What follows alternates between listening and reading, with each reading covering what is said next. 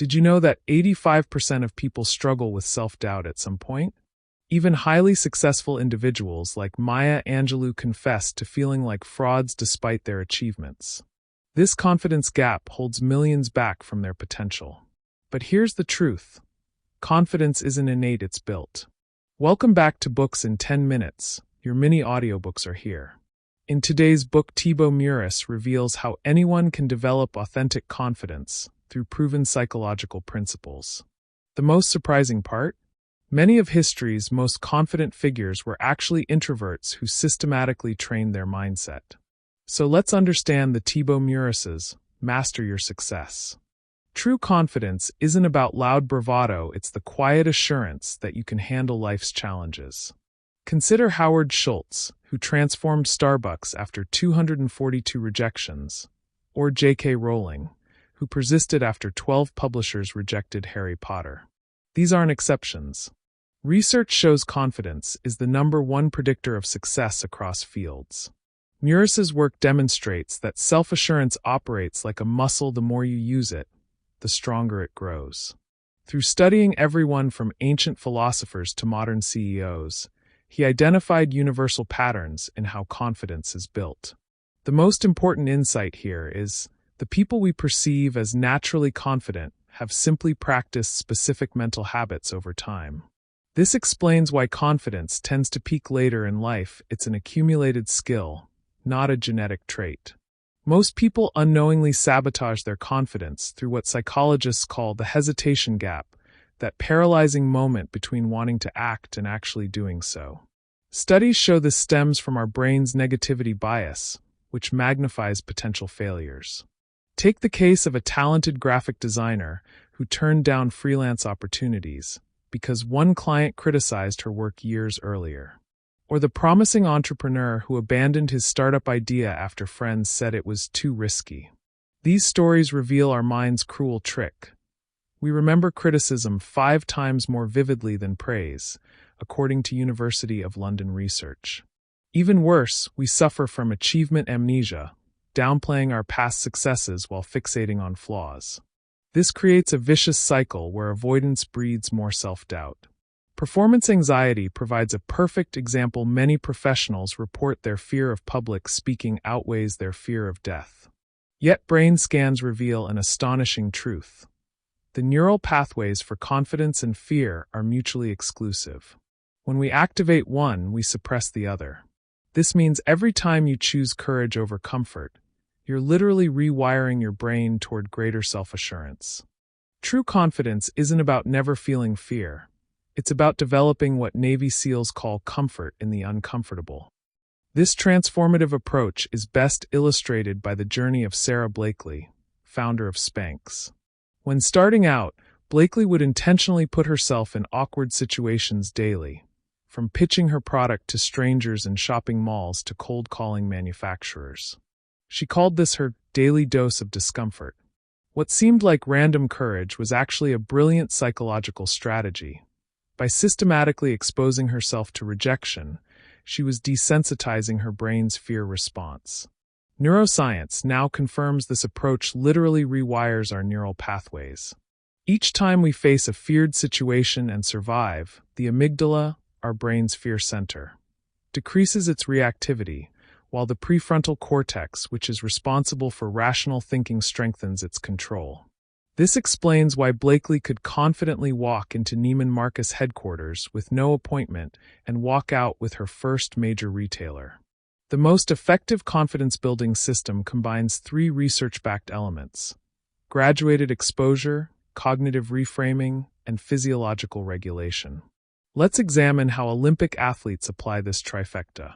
Before the 2016 Rio Olympics, swimmer Michael Phelps and his coach developed an exhaustive what-if playbook. They didn't just visualize perfect races, they mentally rehearsed every possible disaster. Goggles filling with water, suits tearing, even starting blocks collapsing.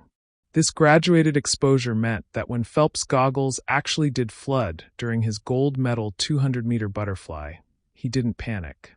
His brain recognized this as familiar territory. Meanwhile, his daily highlight reel viewing of past victories served as cognitive reframing, constantly reinforcing his identity as a champion. His pre-race routine of specific stretches, music, and breathing patterns that triggered his body's optimal performance state. This three-part system is replicable by anyone, from students preparing for exams to executives facing high-stakes presentations. Cognitive behavioral therapy research reveals an astonishing truth about confidence. It's not an emotion, but a prediction. Our brain constantly makes subconscious calculations about whether we can handle situations based on past evidence. This explains why confidence seems so elusive. We're trying to manufacture a feeling that's actually the byproduct of accumulated experiences. The solution is what psychologists call evidence-based confidence building. Take the case of Starbucks CEO Howard Schultz. Early in his career, he kept a confidence journal where he documented every small win, from successfully upselling a customer to handling a difficult vendor. Over time, this created an irrefutable body of evidence that he could handle challenges. Modern apps now make this process even more powerful. For example, some sales professionals use CRM systems not just to track deals, but to create confidence dashboards, displaying their success rates, client testimonials, and skill growth metrics. When facing a daunting pitch, they review this tangible proof of capability, effectively short-circuiting self-doubt. The physiological dimension of confidence is often overlooked, yet it's arguably the most immediate leverage point. Harvard researcher Amy Cuddy's famous power pose studies revealed just 2 minutes of expansive body language can increase testosterone, the dominance hormone, by 20%, while decreasing cortisol, the stress hormone, by 15%. But the real breakthrough comes when combining this with what neuroscientists call biofeedback looping. Consider how Tony Robbins prepares for his seminars. He doesn't just stand tall, he engages in intense physical exercise to flood his body with confidence-inducing neurochemicals, then immediately practices his material while in this physiologically primed state. This creates a powerful association between the physical sensations and confident performance. The military has used variations of this technique for decades. Navy SEAL candidates are trained to recognize and replicate the breathing patterns, posture, and even facial expressions they exhibit during peak performance moments. Perhaps the most transformative confidence-building method is what psychologists call alter ego adoption. The science behind this explains why so many performers create stage personas, from Beyoncé's Sasha Fierce to comedian Stephen Colbert's talk show character. Cognitive studies show that when we temporarily become someone else, we bypass our usual self-limiting beliefs. An extraordinary case study is British cycling coach Dave Brailsford's marginal gains approach. He didn't just train athletes physically, he had them adopt the identities of champions in every aspect of their lives. Cyclists practiced how champions would sit, eat, even respond to interview questions. This comprehensive identity shift led Team Sky to dominate the Tour de France. The practical application? Many successful professionals create work versions of themselves adopting slightly different mannerisms, vocabulary, even wardrobes for high-stakes situations. The key is consistency. The more frequently you activate this alter ego, the more its traits become integrated into your authentic self. The final piece of the confidence puzzle is what Navy SEALs call the 40% rule. Their research found that when most people feel they've reached their limit, they've actually only used 40% of their capacity. The application of this principle is beautifully demonstrated by author J.K. Rowling's journey. After being rejected by 12 publishers, she could have reasonably concluded she wasn't cut out for writing. Instead, she persisted, not through blind optimism, but by systematically improving her craft with each rejection. Modern psychology explains this as learned industriousness, the understanding that effort compounds in nonlinear ways. Silicon Valley entrepreneurs exemplify this through their approach to pitching investors. They view each no not as failure, but as data bringing them closer to yes. This reframe transforms confidence from something you need to start into something you gain through the process itself. The culmination of these strategies creates what psychologists term effortless confidence, the state where preparation meets opportunity so completely that action feels natural. Consider how Serena Williams steps onto the tennis court. Her confidence isn't just from past wins, but from knowing she's left nothing unaddressed in her preparation.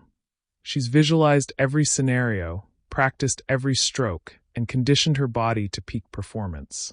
This comprehensive readiness creates a psychological state researchers call quiet confidence, characterized not by brashness but by calm certainty.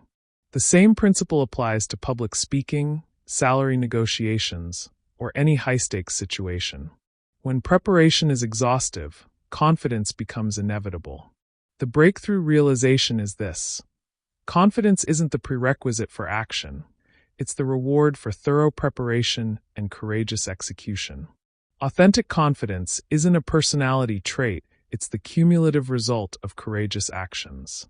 Whether you're an entrepreneur facing rejection or a professional battling imposter syndrome, remember, every confident person you admire was once a beginner. The difference is they chose to act despite fear.